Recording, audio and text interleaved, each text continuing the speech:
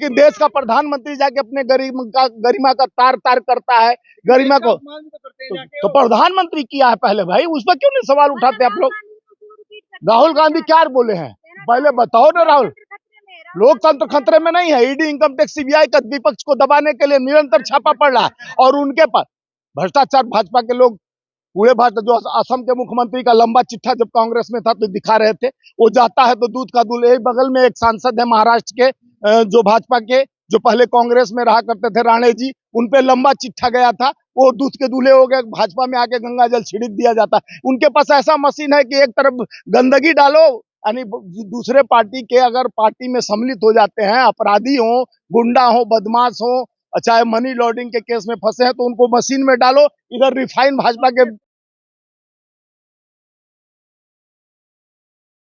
देखिए, जो पहले भी बम कांड में फंसी हुई थी, जेल की रोटियां खाकर बाहर निकली, वो क्या जाने बाहर का हाल। जो जिसका नाम कलिक से पोतने का जगह था, वो आज भाजपा की सांसद बन बैठी है। वो क्या जानती है कि जो देशभक्त का बेटा, जिन्होंने त्याग तपस्या बलिदानी राजीव जी का इस मट्टी में मट्टी के रंग में मिल गए और इंदिरा जी के पोते हैं और राजीव जी के बेटे हैं, और उनसे त्याग तपस्या बलिदानी। वो कहते हैं ना भाजपा वाले की सोने का चम्मच लेके, अगर सोने का चम्मच, बुद्ध जी भी सोने का चम्मच लेके पैदा लिए थे, 3-3 राज्य के राजा बन जाते बुद्ध भगवान। लेकिन उन्होंने जो त्याग किया, देश के लिए त्याग किया, वो चाहते तो राजा रहते हैं, लेकिन उनके अंदर मानवता धर्म जगी और देश के लिए उन्होंने त्याग किया। उसी तरह राहुल गांधी जी को, जब उनको क्या जरूरत है कि 4,000 किलोमीटर पद यात्रा करने के लिए, तो देश का चिंता है, देश के मानवता का चिंता है, बेरोजगारी का चिंता है, युवाओं के भविष्य का चिंता है, किसान का चिंता है, मजदूर का चिंता है।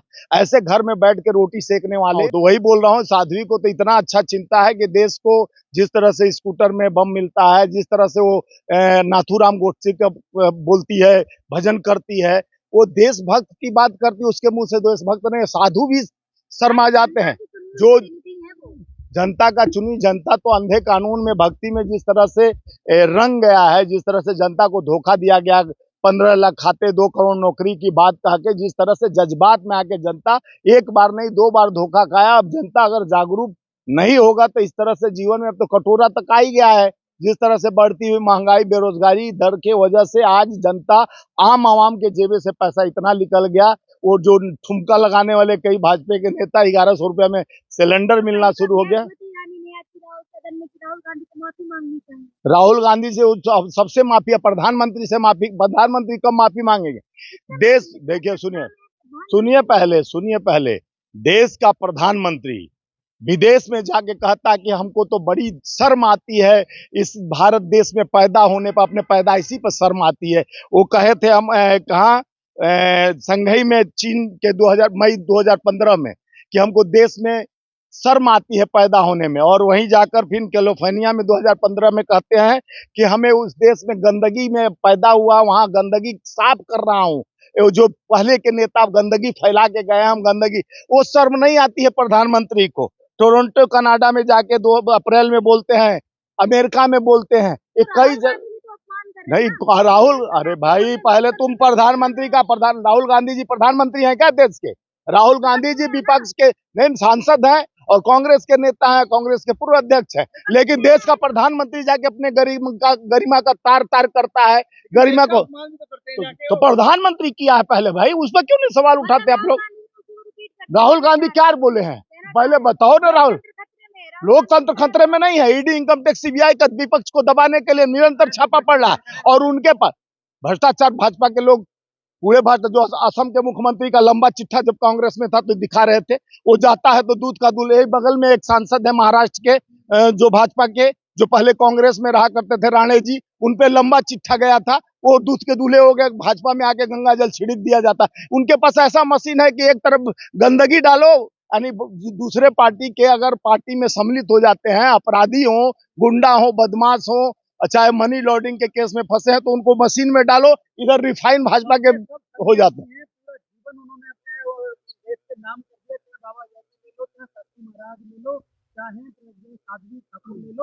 तमाम देश के लिए, ये देखिए, भागवाधारी, सुनिए ने, वही आगे पीछे नहीं, तभी तो लूट रहे हैं, देश को धोखा दे रहे हैं।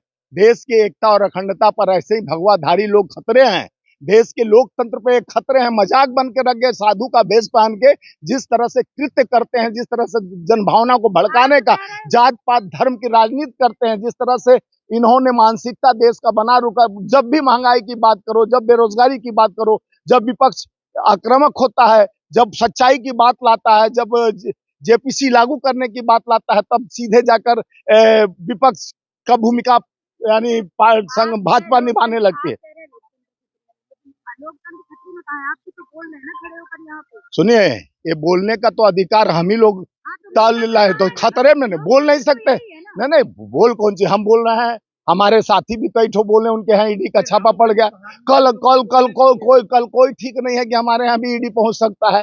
भाई बोलना भी इस देश में प्रधानमंत्री के खिलाफ और देश के गृह मंत्री के खिलाफ एक पड़ का बहुत बड़ा साजिश चल रहा है देश में, कि अगर विपक्ष अपनी आवाज रखता है, सच्चाई की बात लाता है, सच्चाई का आईना दिखाता है, जिस तरह से देश में क्रांति वीरों ने जिस तरह शहादत दे के हमारे देश को मान सम्मान बढ़ाया था, ये अछूत लोग आकर जिस तरह से देश को एक तरह कोरोना काल, नहीं जाति धर्म हम थोड़ी न करते हैं। हमारा पार्टी कभी जातवाद का, सुनो पहले, आप जातवाद का तो आप लोग फैलाते हो। जिस तरह से वो गठरी बांध के बाबा लोग आ जाते हैं चैनलों पर, जिस तरह चैनलों पर दिखाया जाता है कि हम हिंदू राष्ट्रवादी, उस कहां से आप लोग के मुंह पे टेप लगा रहता है? क्यों नहीं पूछते भाजपा के लोगों से कि ये जात पात धर्म नेशनल चैनल पर क्यों नहीं दिक्कत है? यहाँ हिंदू मुसलमान सिख ईसाई सभी ने बलिदानी दिए, शहादत दिया, इस देश को बनाने में सबका भूमिका रहा है। तो ये देश एक का नहीं है ना, एक धागे में पिरोया गया है, एक मोती। तो हिंदू राष्ट्र में अगर अभी क्या तुम खतरे में हो? 2014 के बाद हिंदू खतरे में आ गए भाई। 75 साल तक हिंदू खतरे में नहीं थे। जब देश का प्रधानमंत्री, राष्ट्रपति, देश के सारे गरिमा पोस्ट पर बैठे वो लोग हैं, तब पर भी हिंदू खतरे में है। और जब 75 साल में दूसरा पार्टी का सरकार था, तब खतरे में नहीं। कर्नाटक के बीजेपी अध्यक्ष ने कहा कि राहुल गांधी शादी इसलिए नहीं कर रहे हैं कि बच्चे पैदा नहीं कर सकते। देखो, ये लोग बड़ा अनुभवी हैं जो आरएसएस वाले और भाजपा वाले, कि नारी का सम्मान की बात करते हैं, बेटी बचाओ बेटी पटाओ का बात प्रधानमंत्री कहते हैं।